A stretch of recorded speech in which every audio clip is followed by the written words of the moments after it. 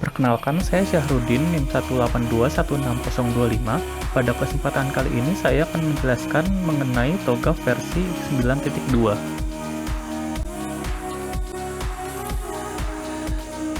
Penjelasan pada video ini akan didampingi dengan contoh potongan dokumen tugas besar arsitektur enterprise yang mengkaji perusahaan Merdeka Factory Outlet. Pertama-tama, apa itu ADM? Arsitektur Development Method, atau disingkat ADM, merupakan siklus pengembangan arsitektur dalam TOGAF.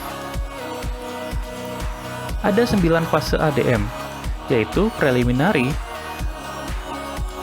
Arsitektur Vision, Business Arsitektur, Information System Arsitektur, Teknologi Arsitektur, Opportunities and Solution, Migration Planning, Implementation Governance, dan juga Arsitektur Change Management. Namun, pada video ini hanya akan dijelaskan sampai fase teknologi arsitektur.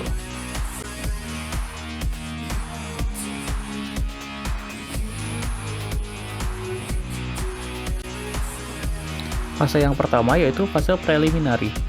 Fase preliminary merupakan kumpulan aktivitas persiapan untuk mendapat kapabilitas arsitektur sebuah enterprise, termaksud mendefinisikan prinsip-prinsip arsitektur dan menyesuaikan framework TOGAF ke enterprise.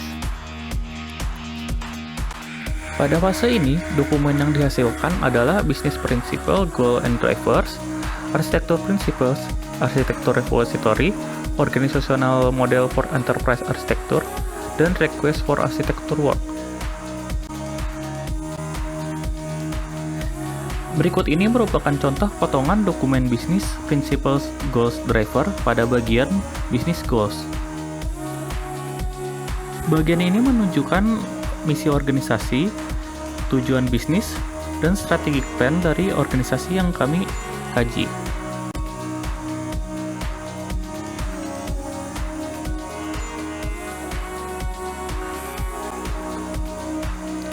Lalu selanjutnya fase A, Architecture Vision, yang merupakan fase yang secara garis besar meliputi pendefinisian scope, mengidentifikasi stakeholder, membentuk visi arsitektur, serta memperoleh persetujuan proyek arsitektur. Pada fase ini, dokumen yang dihasilkan adalah Capability Assessment, Communication Plan, Statement of Architecture Work, dan Architecture Vision. Berikut ini merupakan contoh potongan dari dokumen Statement of Architecture Work pada bagian objektif. Dokumen Statement of Architecture Work sangat penting karena akan menjadi landasan untuk menentukan target arsitektur yang akan didefinisikan pada fase-fase berikutnya.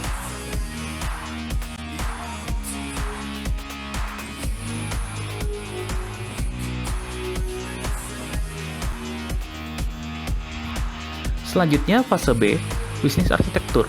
Pada fase ini dilakukan identifikasi baseline dan target dari arsitektur bisnis berdasarkan arsitektur vision, statement of architecture work, dan stakeholder concern yang sudah dibuat pada fase A.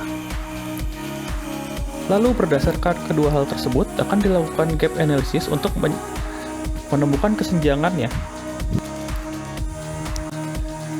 Fase ini akan menghasilkan dokumen berupa arsitektur definition dan penambahan pada arsitektur requirement specification. Berikut ini merupakan potongan tabel dari cross-reference within the business architecture pada dokumen arsitektur definition.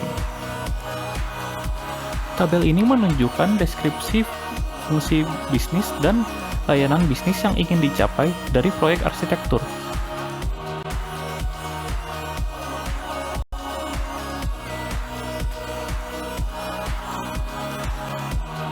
Lalu selanjutnya fase C, Information System Architecture, yaitu seperti fase B, namun pada bagian ini yang dikaji adalah arsitektur sistem informasi. Information System Architecture terbagi menjadi dua bagian, yaitu Data Architecture dan Application Architecture. Data Architecture merupakan data-data yang berada di enterprise, sementara application arsitektur merupakan capabilities yang mengolah data-data tersebut. Fase C akan menghasilkan penambahan pada dokumen arsitektur definition dan arsitektur requirement specification pada bagian yang berhubungan dengan arsitektur sistem informasi. Berikut ini adalah salah satu contoh bagian yang ditambahkan pada dokumen arsitektur definition pada fase C.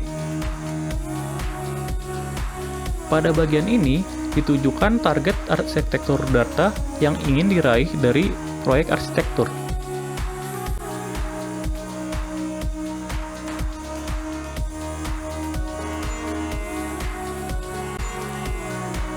Lalu fase D, teknologi arsitektur, yang sama juga seperti fase B namun pada bagian arsitektur teknologi.